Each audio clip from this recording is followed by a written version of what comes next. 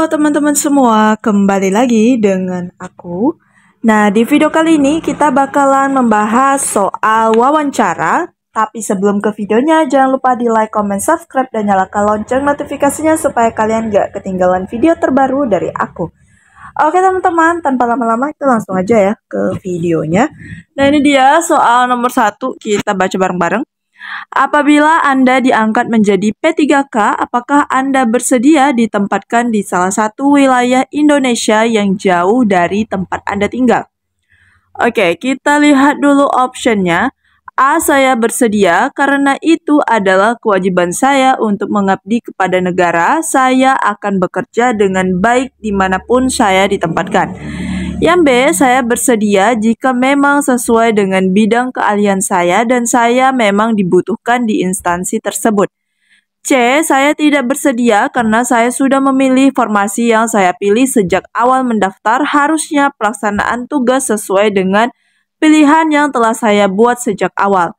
D, tidak bersedia dan jika ditempatkan di tempat terpencil maka saya akan mengundurkan diri. Oke teman-teman, tips and triknya supaya kalian dapat poin tertinggi itu eliminasi dulu jawaban yang bernilai rendah teman-teman. Nah di sini jawaban yang bernilai 1 itu adalah yang D teman-teman ya. Nah ini tuh nilainya 1. Kenapa? Karena di sini kan P3K ya, jadi kita tuh harus bersedia ditempatkan di wilayah terpencil sekalipun teman-teman. Sedangkan yang D itu jawabannya ada tidak bersedia. Berarti di sini kita tidak bisa mengabdikan diri kita kepada negara ya teman-teman. Makanya yang D itu aku eliminasi. Kemudian untuk poin 2-nya itu adalah yang C, saya tidak bersedia. Nah ini kurang lebih sama seperti yang D tadi teman-teman. Nah jadi walaupun kita ditempatkan di tempat yang terpencil, kita harus tetap bersedia teman-teman. Karena apa? Fokus utamanya adalah mengabdi kepada negara seperti itu.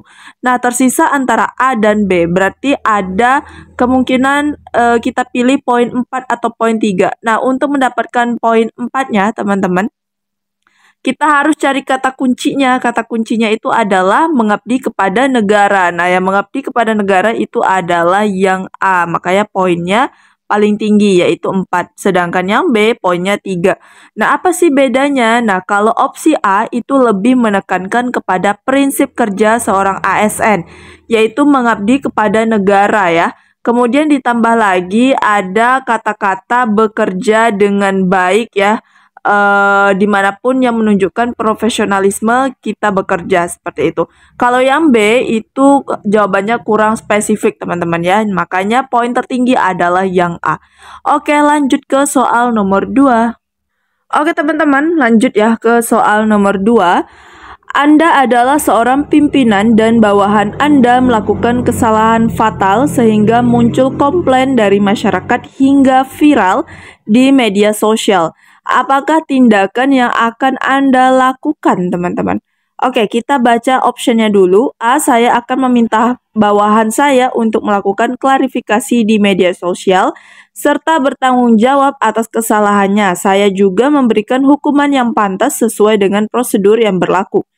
B, saya akan menemui klien yang merasa dirugikan oleh bawahan saya untuk meminta maaf dan membicarakan masalahnya. Bawahan saya perlu melakukan klarifikasi di sosmed dan saya akan mendampingi. Saya akan memberikan teguran dan sanksi sesuai aturan yang berlaku. Kemudian yang C, saya akan menegur bawahan saya secara baik-baik serta membimbingnya agar dia bisa melakukan pekerjaan yang lebih baik lagi. Komplain dari klien adalah hal yang wajar sehingga tidak perlu ditanggapi secara berlebihan. D, saya akan memakluminya karena saya tidak ingin membuat bawahan saya tersinggung dan saya rasa bawahan saya juga sudah dewasa sehingga mereka pasti mengerti apa yang mereka lakukan. Oke teman-teman, nah di sini kita kan sebagai pelayan publik ya teman-teman, di mana pelayan publik itu kalau suksesnya pelayan publik itu adalah kepuasan dari konsumen ya teman-teman. Nah di sini bawahan kita melakukan kesalahan fatal nih sehingga muncullah komplain. Nah sebagai pimpinan apa tindakan yang kita lakukan teman-teman? Oke, terlebih dahulu kita eliminasi yang poinnya rendah ya, yaitu poin 1. Nah, poin satunya itu adalah yang D, saya akan memakluminya ya, karena saya tidak ingin membuat bawahan saya tersinggung. Nah, ini jelas bawahan kita itu udah ngelakuin kesalahan yang fatal ya, sehingga menyebabkan penurunan kepuasan pelanggan, teman-teman. Makanya jawaban yang D itu aku berikan poin 1 karena dia merasa hal tersebut wajar ya. Kemudian poin 2-nya itu adalah yang C. Kenapa? Karena kurang lebih sama dengan opsi D ya, teman-teman. Nah, ini tersisa antara A dan B nih. Kira-kira jawaban mana yang paling tinggi, teman-teman? Nah, di sini jawaban yang bernilai paling tinggi itu adalah yang B ya. Kita minta maaf nih. Kita ketemui dulu si kliennya tersebut, terus kita minta maaf ya. Nah, itu sebagai bentuk wujud permintaan maaf kita terhadap kesalahan tersebut. Kemudian setelah itu kita diskusikan dengan klien dan menyuruh bawahan kita melakukan klarifikasi di sosmed ya. Kemudian tidak lupa memberikan teguran dan sanksi sesuai aturan yang berlaku karena dia sudah melakukan kesalahan yang fatal, teman-teman. Nah, untuk poin 3-nya itu adalah yang A, teman-teman. Nah, apa bedanya A dan B? Nah, sebagai seorang pimpinan, maka kita harus mengatasi masalah ini dari dua sisi ya. Nah, dari sisi klien, kita perlu ketemu, minta maaf, dan melakukan klarifikasi, teman-teman. Nah, apalagi karena sudah viral di media sosial, nah instansi kita itu bisa menerima pengaruh buruk. Sehingga perlu dilakukan klarifikasi oleh orang yang bersangkutan, yaitu bawahan kita tadi. Nah, sebagai atasan kita juga harus tetap mendampingi dan tetap memberikan sanksi sesuai aturan yang berlaku. Jadi, opsi B ini jawabannya tuh lebih spesifik daripada opsi A, teman-teman. Makanya di sini poin paling tinggi itu adalah yang B. Lanjut ke soal nomor 3. Oke teman-teman, lanjut ke soal nomor 3. Bagaimanakah Anda bersikap jika Anda ditempatkan di sebuah wilayah yang masyarakatnya mayoritas menganut agama yang berbeda dengan Anda? Oke, kita baca dulu optionnya. A. Saya akan bersikap biasa saja karena sebagai negara yang memiliki semboyan Bhinneka Tunggal Ika, perbedaan suku, agama, dan ras adalah hal yang tidak dapat dipungkiri lagi. Yang B, saya akan mempelajari ajaran agama, adat istiadat, dan kebiasaan setempat sehingga saya bisa lebih memahami dan bisa berbaur dengan baik dengan warga lokal. Yang C, saya akan berusaha untuk menunjukkan sikap toleransi, menghormati, dan beradaptasi dengan adat budaya dan aturan setempat. Yang D, saya akan meminta perpindahan penugasan agar saya dapat bekerja dengan nyaman.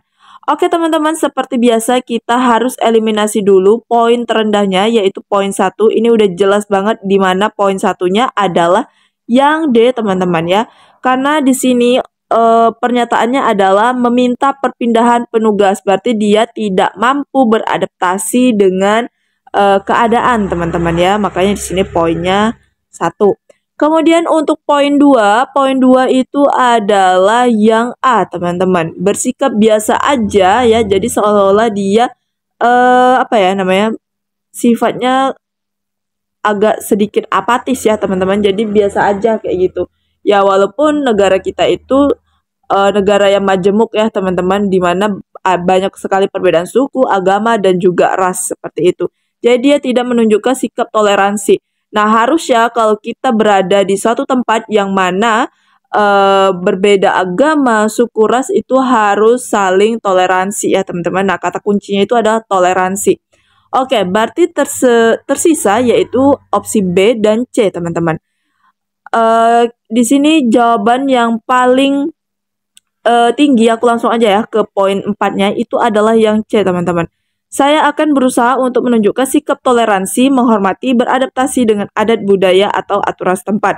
Nah, untuk poin 3-nya itu adalah yang B. Kenapa demikian? Nah, kata kuncinya adalah sikap toleransi, menghormati, dan mampu beradaptasi, teman-teman ya. Nah, itu merupakan salah satu kata kunci dari moderasi beragama. Nah, moderasi beragama itu artinya kita harus menunjukkan sikap menghormati ajaran agama dan adat budaya setempat, teman-teman. Nah, jadi di sini jawaban yang benar itu adalah yang C. Nah, sedangkan yang B itu saya akan mempelajari ajaran agama. Nah, teman-teman, kita tidak perlu mempelajari ajaran agama suatu kelompok maupun individu ya, teman-teman. Kita cukup menunjukkan sikap toleransi dan menghormati aja, teman-teman. Seperti itu. Nah, jadi di sini jawabannya yang paling tepat adalah yang C. Lanjut ke soal nomor 4. Oke teman-teman, lanjut ya ke soal nomor 4 nih. Coba kita baca bareng-bareng. Jika Anda mengetahui teman sebelah meja kerja Anda menunjukkan indikasi tertarik dengan gerakan radikalisme, apakah tindakan yang akan Anda ambil? Oke teman-teman, di sini gerakan radikalisme itu gerakan yang sangat membahayakan terhadap kehidupan bangsa dan bernegara ya teman-teman. Oke, kita lihat dulu optionnya. A. Saya akan melaporkan tindakannya kepada atasan karena radikalisme meskipun baru berupa pemikiran sudah bertentangan dengan sumpah jabatan untuk setia pada Pancasila. Kemudian yang B, saya akan mengajaknya berbicara untuk menilai sejauh mana pandangannya terhadap gerakan radikalisme. Jika ia sudah masuk ke dalam gerakan itu, maka saya akan melaporkan kepada atasan. Yang C, saya akan mencari tahu secara diam-diam apakah ia sudah masuk ke dalam gerakan radikalisme atau belum. Jika saya sudah menemukan bukti, maka saya akan mengkonfrontasinya dan meminta pengakuannya. Yang D, saya biasa saja karena saya tidak ingin ikut campur dalam gerakan tersebut. Oke teman-teman, seperti biasa kita eliminasi dulu poin terendahnya. Nah, poin terendahnya itu jelas yang D teman-teman ya. Karena dia bersikap apatis, acuh nggak acuh teman-teman ya. Padahal gerakan radikalisme itu sangat membahayakan kehidupan bangsa. Nah, makanya di sini aku kasih poin 1. Kemudian untuk poin 2 itu adalah yang C teman-teman ya. Kenapa? Karena di sini ada kata mengkonfrontasinya ya. Dia sebenarnya baik ya, ingin mencari bukti-bukti tersebut ya, supaya tidak salah kaprah. Tapi begitu buktinya terkumpul, dia melakukan konfrontasi dan meminta pengakuannya. Nah, ini tuh bisa tindakan yang salah ya, teman-teman. Makanya di sini poinnya 2. Tersisa A dan B, teman-teman. Nah, untuk nilai tertinggi itu ada di opsi B, teman-teman. Sedangkan untuk poin 3 itu adalah yang A. Kenapa demikian? Nah, dalam skenario ini itu dijelaskan bahwa teman kita itu menunjukkan indikasi tertarik dengan gerakan radikalisme. Karena ini sifatnya hanya berupa dugaan ya, belum ada fakta, maka kita perlu bertanya secara langsung nih untuk menilai benar atau tidaknya dugaan kita tersebut. Nah, jika memang benar ternyata dia melakukan gerakan itu, maka kita perlu melaporkan kepada atasan untuk dilakukan mungkin pembinaan ataupun deradikalisasi, teman-teman.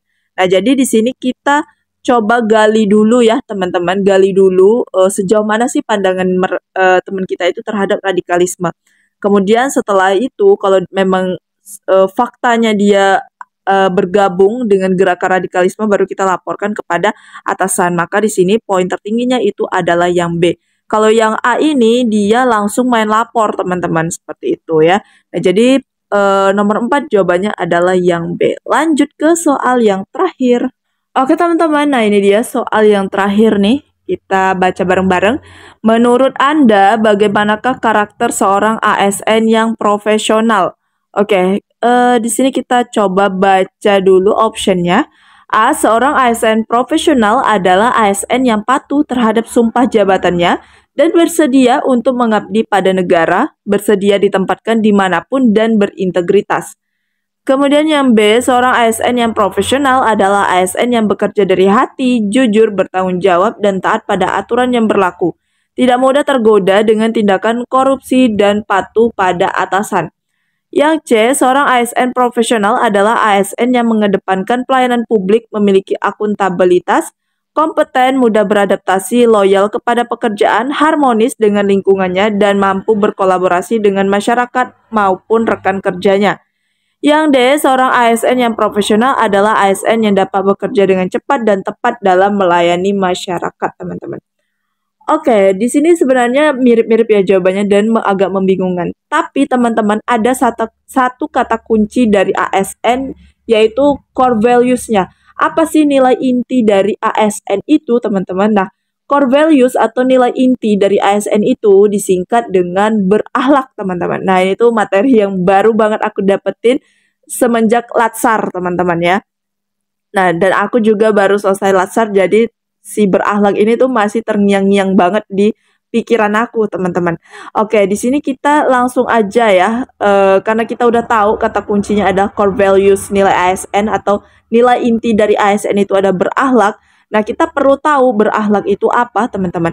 Nah, berakhlak itu adalah berorientasi pada pelayanan publik, kemudian akuntabel, kemudian kompeten, harmonis, loyal, kemudian adaptif, dan juga kolaboratif. Nah, pasti di sini jawaban yang paling tepat itu jelas adalah yang C, poin 4-nya, teman-teman. Karena di opsi C ini semuanya ada nilai core values-nya, teman-teman ya. Seperti itu. Nah, untuk poin rendahnya itu adalah yang D, poin 1 ya. Kemudian poin 2-nya adalah yang A. Kemudian poin 3 itu adalah yang B, teman-teman. Jadi ingat ya, ASN yang profesional itu adalah ASN yang menjunjung tinggi yang namanya nilai berakhlak, seperti itu, teman-teman ya. Oke, jadi sekian dulu teman-teman 5 soal ini, semoga cukup membantu kalian dalam persiapan P3K di tahun ini. Dan juga yang bertanya-tanya untuk tryout, teman-teman, lebih baik tryout di mana? Ada teman-teman yang paling bagus yaitu di Sobat P3K, teman-teman. Karena banyak juga teman-teman kita yang tahun lalu lulus setelah bergabung dengan websitenya Sobat P3K. Karena di situ lengkap banget, udah ada real time-nya, teman-teman. Kemudian ada grafik, pembahasan, kunci jawaban, dan soal-soalnya update terus, teman-teman. Kemudian untuk misalnya kalian mau bergabung ke Sobat P3K, kalian tinggal klik aja link yang udah aku cantumin di description box aku. Kemudian untuk pemesanan ebook P3K Bidan terbaru, apakah sudah ada? Sudah ada, teman-teman ya. Kalian bisa order lewat nomor WhatsApp yang aku cantumin di description box aku.